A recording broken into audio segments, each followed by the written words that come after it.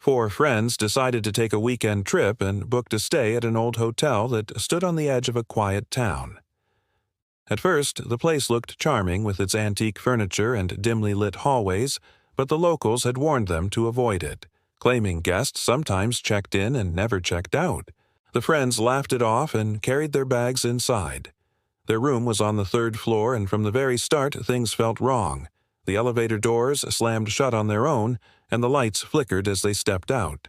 The hallway stretched longer than it should have, as if the hotel itself was bending space. Inside the room, the air was heavy and smelled faintly of smoke. One of them noticed that the mirror above the dresser had faint handprints on the inside of the glass, not on the surface, but trapped behind it.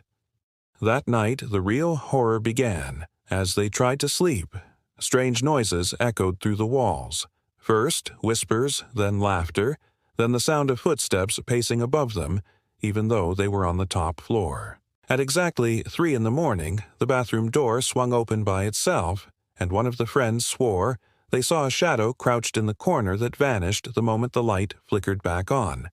The group panicked and decided to leave immediately, but when they opened the door, the hallway was different. It no longer led to the elevator. Instead, it stretched endlessly lined with identical doors, each marked with the same number, 303.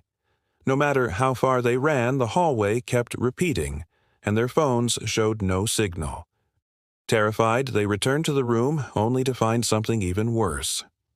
Waiting on the bed was a leather-bound guest book much older than the one at the reception. It was already open to a page with their names written in careful handwriting, followed by the words, "Checked in forever." They realized the hotel wanted to keep them. One of the friends tried to tear the page out, but the book slammed shut on its own, and the air turned icy cold. The shadows in the mirror began moving on their own, and faint screams echoed from behind the walls. Desperate, they huddled together until sunrise when the door finally led back to the lobby. They fled without looking back, but when they returned home, another shock awaited them. In their luggage, they found a single room key engraved with the number 303, as if the hotel had marked them and was waiting for them to return. So, what do you think? Was the hotel cursed forever, replaying the night of some forgotten tragedy? Or was it something far older feeding on those who dared to enter? Would you spend a night in a place where the doors multiply and the walls themselves do not want you to leave?